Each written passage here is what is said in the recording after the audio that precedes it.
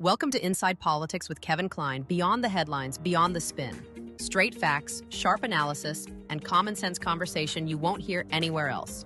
Let's get started. Welcome to another edition of Inside Politics. I'm Kevin Klein. I am joined by two of my colleagues from the Winnipeg Sun. We have columnist Jeff Currier and columnist Royce Coop, who is also a professor of political sciences at the University of Manitoba. Gentlemen, let's jump right in. I wrote an article this weekend in the Winnipeg Sun after seeing the news that the Manitoba Premier, Kinew, continues to be a rock star when it comes to ratings among premiers. He's over 60, or he's at 68%. I think it's the seventh time that he's been over the 60% mark in popularity. What are people basing this on? Well, he hasn't done anything catastrophic yet, I guess. Or he at hasn't. all. He hasn't. Well, right, but he hasn't made the big mistake so far. It's been over a year, and there hasn't been a major scandal, a major blunder. There have been no catastrophes, and he remains personable. He long ago rehabilitated his image with the public, and he communicates well. He's charismatic, and so there's not much to dislike. And of course, as we all know, any politician with an approval rating above 60%, that's big. It's huge. It's unimaginable. Royce, what are your thoughts on that? Yeah, so I think the first thing I would say is that I really don't like these polls that I think Angus Reid does, where they're comparing premiers, comparing their approval ratings.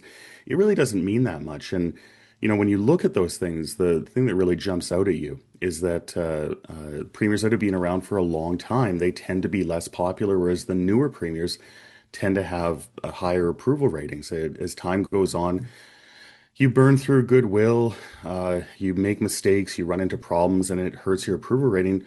Kinew is still very relatively new in the job. He is in the honeymoon period. And so I don't want to take too much away from him. Having an approval rating above 60%, as you both note, it's an achievement. It's quite something. But I think that over time, that will get chipped away, just like it does for every other premier.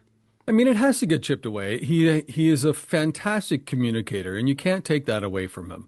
He's very good at communicating. He's huge on social media, although wanting to be Captain Canada and using all these international platforms to promote himself, I have a bit of a problem with. I think that's a little bit hypocritical, but he is a good communicator, right? But you've got your finance minister, which is part of like that is part of his team, getting an F from the Canadian Taxpayers Federation. Our debt, the mission creep that's going on. Things are not better in Manitoba today than they were a year ago or 2 years ago. And that's when I look at these polls and say, well, what are you really basing it on? Like, this is that whole people tend to now look at a politician's popularity, or, well, at least they'll get us into the least amount of trouble and vote for them, or say that they're the ones that they want to pick. And I think that that's going to hurt us down the road. Yes, he'll go down in popularity. Something bad might happen. But really, when you look at our finances, you look at where we are financially, and you look at the trajectory we're on, it's not pretty. No, and as I said, Kevin, I mean, the Kinew government, they haven't put the puck in their own net yet. But beyond that, as you said, our economics are not on solid footing. One of the ways that he has managed to maintain his popularity is he snuck a tax hike into the last budget without people really noticing that it was a tax hike. And that's bracket creep. And we've written about that in the Sun before, and we've talked about it before. It's a tax hike that people don't tend to notice very much. But you're going to take home less money as a consequence of this tax hike. I've also written about this week in the Sun about our long-term finances and the amount of debt that we have accumulated in the last couple of decades. And that's of course not all on Sala and Kinew, but it is staggering, the amount of debt that this province is in. And I don't see any evidence that they have any ambition to dig us out. Yeah, we're early enough in the NDP's time in office that we can look for clues about things that will eventually dent the government's popularity and the premier's popularity. And these things that you both identified, I agree. But something else happened this week. It was very interesting. A candidate for the NDP in the last election, and I think a vice president for a region, actually resigned from the party. Chris Wiebe said he did it explicitly because of Wab Kinew's comments about a pipeline to Churchill, Mhm. and really was kind of giving expression to this view that the premier is governing as a centrist rather than on the left. And so Kinew has gotten away with a lot, in terms of talking about affordability, tax cuts, this pipeline thing, and eventually NDP activists and members are going to hold him accountable for that. And this last week, we started to see the first kind of glimpse of that. The premier's got to worry about his own party as much as he does about as much as he does about voters. He talks about it a lot, but he's not taking any action on any of it, right? Like he's saying the things that he thinks people want to hear. It's putting him on the national stage. He's talking about these, Canadian projects. He's wanting to be Captain Canada. Whether or not he will fight for it is a different thing. But you're right. You talk about the debt, and I want to talk about that a little bit more because I just noticed in the federal side that our new prime minister is looking at adding another $500 billion in debt spending. He's just brought this forward. Here's our new prime minister who's talking about, cutting the expenses back, cutting back on certain areas, bringing our, costs down by 2% across the board. And out of the blue comes a motion or a bill for $500 billion. That is significant. That puts him ahead of Trudeau, I think, almost right away. It's a staggering amount of money, and it's difficult. In fact, it's impossible for any of us to fully comprehend what those kinds of figures mean. Some of the long-term impacts don't get seen because the more debt governments get into, the more likely your credit rating is going to drop. When that happens, other shoes begin to drop. Pension plans start to get impacted by that sort of thing. Consumer confidence, investor confidence starts to drop. There's a lot of ripple that can go through an economy when a government overspends, just as we do in our own household. If we overspend in our own household, maybe that rickety banister on the front porch doesn't get fixed, or whatever. It's a silly example, I know, but things get ignored, and pretty soon you've got a whole lot of issues with your house. Maybe you need some new shingles, and maybe it needs some new paint, and but you've accumulated so much debt you can't afford to do any of those things anymore. Yeah, and in 2024, I just looked this up. The government spent $53 billion just to service the debt. That's $53 billion that's not going to healthcare, not going towards the police, not going towards the military. It's a massive waste of money. And Mark Carney was marketed as the responsible economist who was going to get Canada's economic house in order. That is just not happening. Maybe we get a shift in the future, but I doubt it. We're very much going down this path that Justin Trudeau blazed for us, and the debt and deficit will get higher and higher, and eventually we will have to pay for it, or our children, or our grandchildren. But are we shocked? I mean, Mark Carney was his advisor, financial advisor to Trudeau, and we're following the exact same plan. So, I mean, really, it's Trudeau 2.0. But, when you look back and you see where Carney was the last couple of years and who he was helping and what he was saying to Trudeau and what was happening, he's just following his same plan. And we all bought into it. We bought into it thinking, well, this is the guy that's going to do it. He was at the Bank of Canada. He was at the Bank of England or Britain. He's an economist. He's got a good education behind him, but he's a spend happy kind of guy. $500 billion. You don't have a budget, not coming out with a budget yet. And you introduce a bill for $500 billion in spending. That concerns me a great deal. Well, he's not Paul Martin as a finance guy, that's for sure. He, Yeah. he doesn't believe in fiscal restraint. And as a former Liberal cabinet minister said to me a couple of years ago, well, one thing we're good at is spending money. But And that who's going to hasn't prop changed. them up, right? Now we're going to get right back to where we were with Trudeau, and the NDP are going to prop it up, and they're going to allow it to pass. Of course they are. The Yeah. NDP is in no mood for an election, and they've only got a handful of members anyway, and they're going to, they might grouse about it publicly, but they'll go along with the ride. They'll go along for the ride. Yeah, I don't want to toot my own horn, but I'm not surprised about it. But I think a lot of Yeah. people that voted for Carney are. I think a lot of people thought they were voting for, as Jeff said, a Paul Martin style liberal, and that is not what we're getting. We're definitely not getting that. We're getting. I like that Trudeau 2.0. That's a phrase we should start using more of. We'll start tweeting it out there or Xing it out. I don't know what they call it now. So I do see him as Trudeau 2.0. I want to talk a little bit too about who he's inviting to the G7. It's starting to turn into a slumber party. And I think the list will soon be who's not invited. How do we actually see this happening and some of the announcements happening at the G7? This is, as a prime minister, he gets to invite whoever he wants, but he's invited some controversial people already. Hey, we're lucky we're in the G7. We're only the ninth largest economy in the world. We shouldn't even be in the G7. Yeah, we also. We're lucky to be there. Yeah, you can see some early errors on his part too. He invited the Indian Prime Minister to Canada, and then a few days later, we read about how the former NDP leader Jagmeet Singh was under RCMP protection because he was being closely shadowed by an Indian spy, and it's shocking. I mean, why? How on earth are we not expelling Indian diplomats from this country? And we're not doing that. We're inviting the prime minister. It's quite shocking the extent to which Canada just gets stepped on by other countries in the world, and the extent to which the two liberal governments seem to be okay with that. But I think here we go again, right? Because I mean, the popularity for Wob Canoe is very high. We just saw the popularity come out. Carney is now over 40%. Pierre Poilievre has dropped down below 25%. I think he was 23% on a Nanos poll.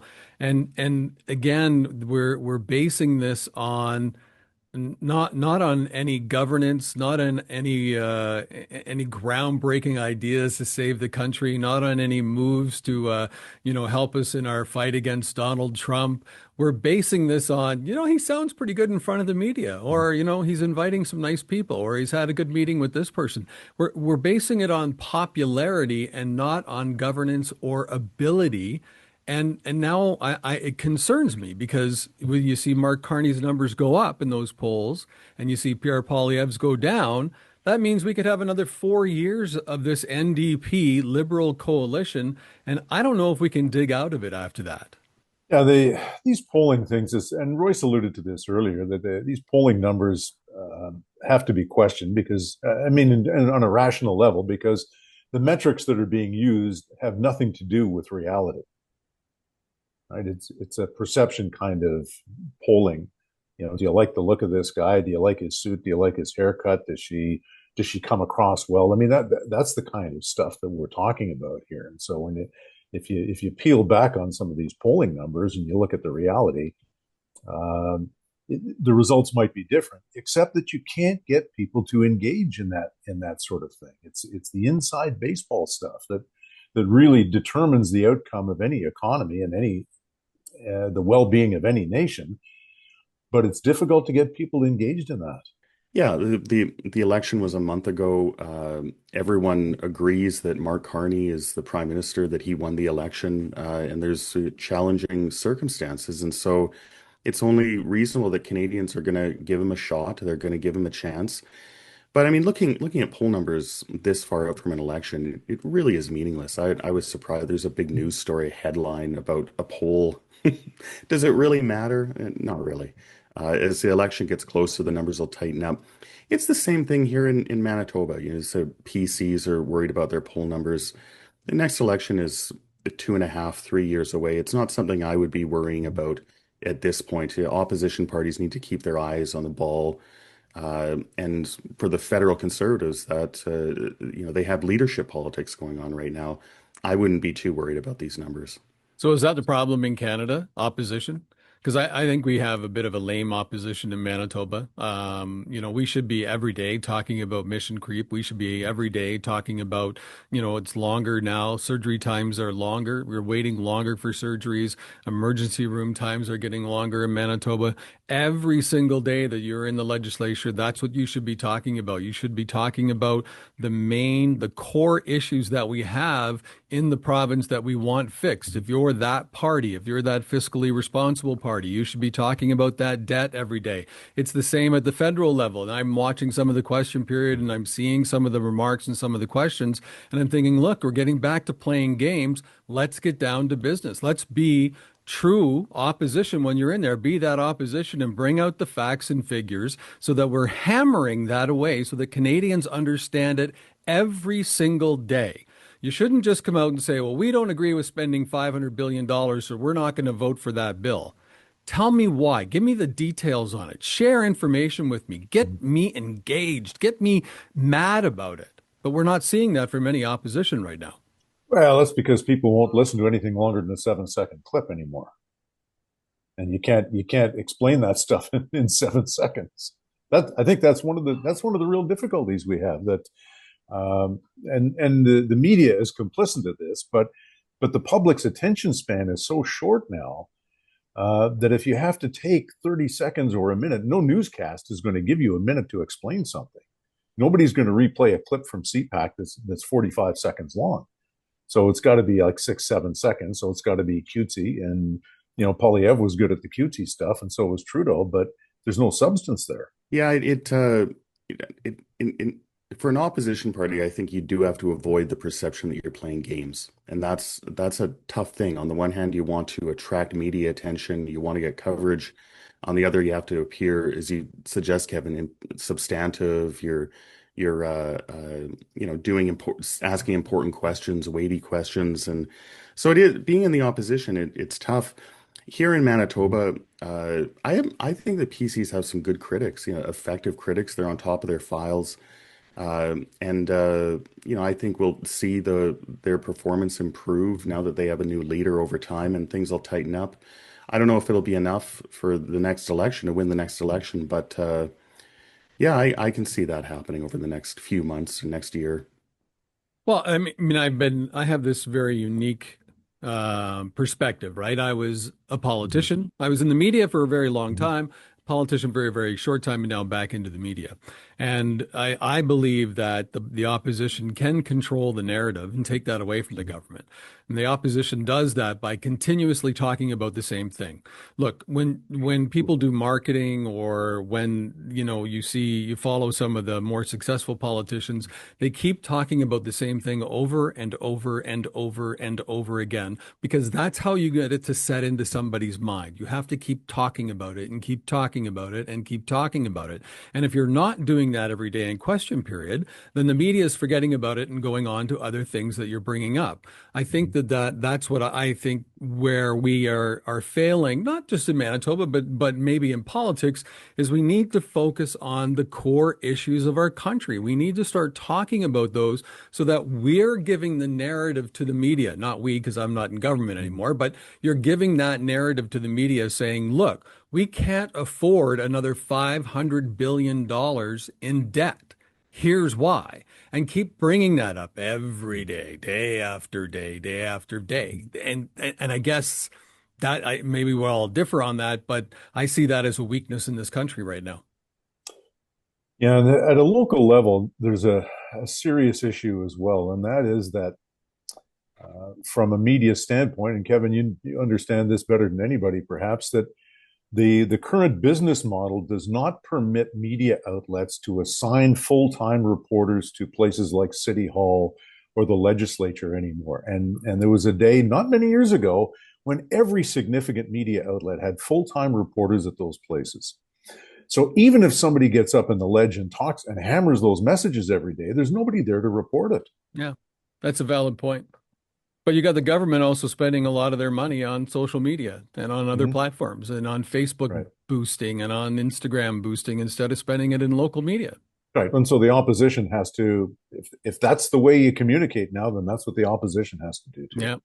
But it is good advice, Kevin. A great example is Pierre Poilievre and the carbon tax. I mean, he almost Mhm. single-handedly changed public opinion on that issue and changed had big influence. So, yeah, I think it's good advice. Pick a few issues, hammer away at them, be consistent, and don't give up. And opposition parties can shape the narrative that way. I think it's great. I want to wrap up just wondering how long do you think it's going to be before Mark Carney calls the by-election so that we have an opportunity for Pierre Poilievre to get back into the Parliament building? Because he did say he would call it at the earliest possible moment, that he wouldn't play games with it. We haven't heard any news on it yet. I'm assuming you're the expert on this, Royce, that he could call it now if he wanted to, but then he wouldn't be allowed to do any spending and such. He would have to stop some announcements. Yeah, the requirements, the whole blackout thing is my understanding is less stringent at the federal level than it is here in Manitoba. There's really stringent rules in Mhm. Manitoba when there's by-election. Mhm. He said he would do it as soon as he could. I believe there actually he has to wait a little bit. I can't remember the exact details of that, but he said he would do it as soon as possible. And I think he should. He should keep his word. He should present himself as someone who has nothing to fear from having Pierre Poilievre in the House of Commons. If you delay it, if you play games with it, it makes you look weak. And so he said he would do it. He should keep his word. He should do it as soon as he can.